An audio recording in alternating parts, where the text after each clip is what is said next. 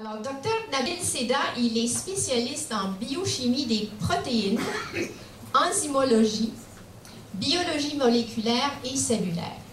Il est professeur titulaire de recherche à l'IRCM, directeur de l'unité de recherche en biochimie neuro-endocrinienne, titulaire de la chaire de recherche du Canada en protéolyse des précurseurs, chercheur titulaire au département de médecine de l'Université de Montréal et membre associé au département de médecine de l'Université McGill.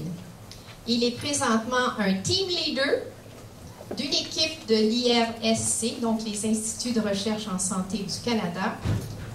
Cette équipe-là qui étudie les maladies cardiovasculaires impliquant les convertases.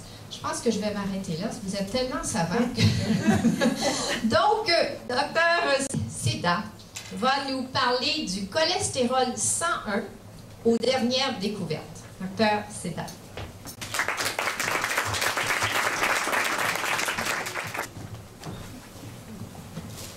Merci Mme Lambert-Lavagassé. Merci à tous d'être ce soir-là. J'espère que vous avez bien mangé. Là, je vais vous écœurer de façon à ce que vous mangez moins maintenant. Hein? Et on va commencer par les facteurs de risque. Donc, vous en avez goûté quelques-uns. Les facteurs de risque qui affectent l'évolution des maladies cardiovasculaires. Il y en a plusieurs. Il y en a l'hérédité. Vous pouvez hériter ça de vos parents. Il y a le tabagisme, j'espère que vous ne fumez pas, le diabète, le manque d'exercice, et on va avoir un peu une leçon à la fin, le surpoids, l'hypertension, mais ce soir nous nous concentrons sur l'excès de cholestérol. Qu'est-ce qui se passe quand il y a un excès de cholestérol? Eh bien, ce qui va se passer, c'est qu'avec le temps, on va accumuler de la graisse à l'intérieur de nos vaisseaux sanguins, et si l'accumulation devient assez importante, il va y avoir un blocage du vaisseau sanguin. Et ce blocage-là est irréversible, dans le sens que ça peut créer un accident cardiovasculaire, une crise cardiaque et une attaque cérébrale. Alors, c'est quoi le cholestérol? On parle tout le temps, qu'est-ce que ça a l'air, le cholestérol? C'est une substance assez graisseuse, comme de la cire. Elle a été découverte en 1812. Et on la retrouve seulement dans les tissus animaux. C'est-à-dire que si vous mangez des végétaux, il n'y a pas de cholestérol. Donc, si vous êtes des végétariens, soyez heureux parce que vous ne mangez pas de cholestérol. Le cholestérol, par contre, n'est pas toujours nocif. Il faut faire attention à ça. Il y a du bon cholestérol, ce n'est pas toujours mauvais.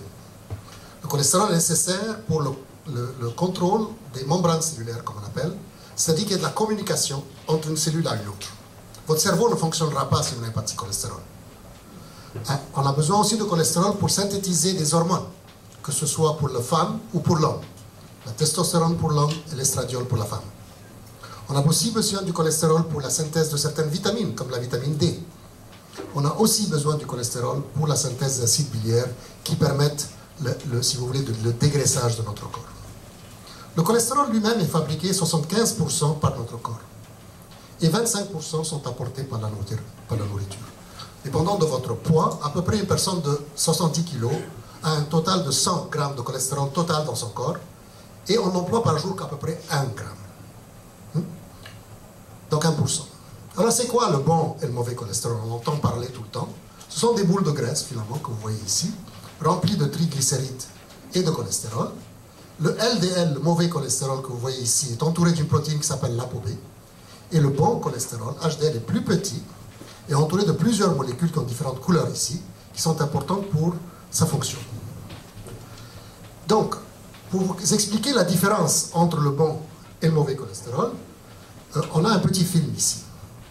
Le mauvais cholestérol, il y a 60 à 80% du cholestérol qui circule sous une forme du mauvais cholestérol. Il n'est pas vraiment mauvais, parce que ce qu'il fait, ce cholestérol-là, c'est délivrer le cholestérol dans différentes régions du corps. Mais s'il y a un excès, le bon cholestérol va le collecter et l'amener vers le foie. Donc il y a cette balance entre le bon et le mauvais cholestérol qui fait que nous gardons un rapport relativement constant. Mais qu'est-ce qui se passe quand il y a un excès? Vous voyez une personne ici qui est morte à 50 ans par une occlusion coronarienne et vous voyez le cholestérol en jaune ici qui bloquait son artère du cœur.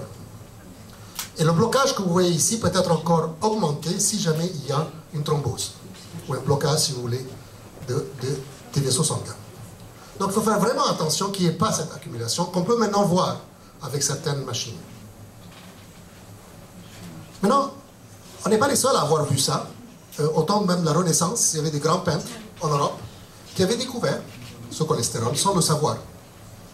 Par exemple, il y a cette dame-là qui a été peinte par Franz Hahn, c'est une noble dame de Harlem, qui avait quelque chose en commun avec une autre dame que vous connaissez peut-être. Hein, c'est la Mona Lisa de Leonardo da Vinci. Mais qu'est-ce qu'elles ont vraiment en commun d'après vous? Eh bien, elles ont une chose en commun. C'est qu'elles ont ce qu'on appelle des xanthomes. Ce sont des accumulations de graisse, comme des boules de graisse, qui, nous croyons, déjà prédisaient que ces deux dames avaient l'hypercholestérolémie familiale, sans le savoir. Le cholestérol lui-même